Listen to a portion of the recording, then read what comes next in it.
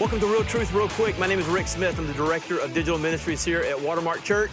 And I want to welcome you to one of our Christmas editions of Real Truth Real Quick. I'm here with our senior pastor, Todd Wagner. Yeah, nice get up there, buddy. I get real pumped up about Christmas. I made a Christmas tree out of Legos. I'm glad you stopped at the waist and you didn't go with the leotards. No, just right here, right here. You want to wear one? What, leotards? Well, I got an extra one of these. No, you're fine. So here's the question, Todd. What does God's word say about Christmas and Christmas trees? Yeah. All right, well, let's talk about it. There are some people, Rick, who believe that we should not celebrate Christmas. They believe that what we've done is we're remaking pagan holidays and without knowing it, giving some tribute to unholy things. We dealt with some of this when we talked about Halloween on one of our very early Real Truth Real Quicks. And let me just say, first of all, let's acknowledge that there used to be a Roman holiday where they worshiped the sun god, Saturn, and they basically paid homage to him and wanted him back. They used to ring bells as a way to chase away demons and darkness and goblins, if you will. They used to light candles to, bring back more light and warmth because cold and darkness would set on during that time of year. Let me just say this. I don't think when anybody's ringing bells, okay, outside of a Target or a Walmart, or if we're ringing them in some environment of worship, that people just go, yes, we're doing this to get rid of demons. And when we light candles, we're not doing it to usher back in through some pagan practice, this idea of we need it to come back this way. I think what we're doing is we're celebrating the gift that Jesus was into this world. Now, December 25th is probably not the day he was born on. We have no evidence that that was the day. Some people argue that it couldn't have been that time because in that part of the world, shepherds were not in the fields at night with their sheep because it was too cold.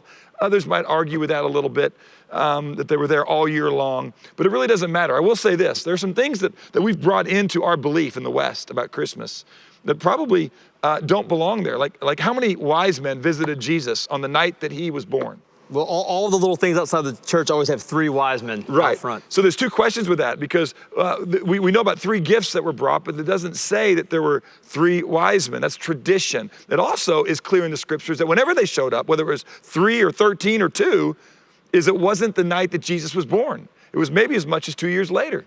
We make a lot about the Christmas star. And probably the Christmas star was not even an astronomical event.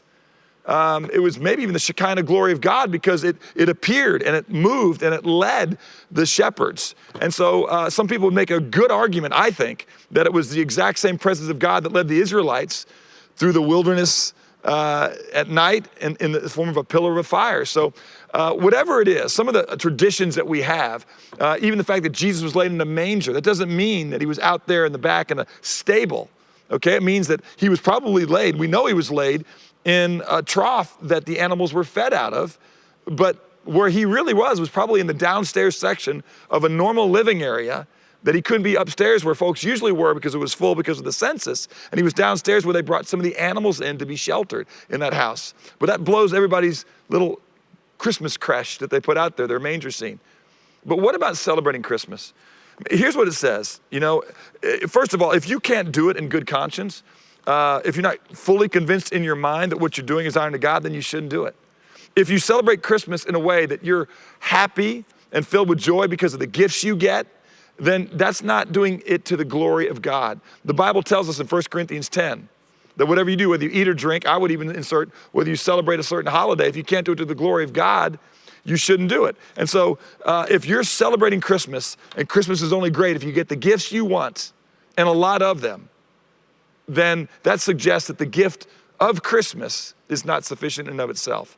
And that's cultivating a materialistic, selfish mindset. That's not excellent. But there's a lot of people who don't cultivate a materialistic, selfish attitude and celebrate it on December 25th. Listen to this little passage in Romans 14. It says this, one person regards one day above another regards every day alike.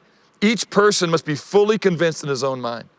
Whoever observes the day observes it for the Lord, and he who eats does so for the Lord, for he gives thanks to God. He who eats not, for the Lord does not eat and gives thanks to God. It says that person's gonna have an issue and a trouble. In other words, whatever you do, you've got to be fully convinced that what you're doing is honoring Christ.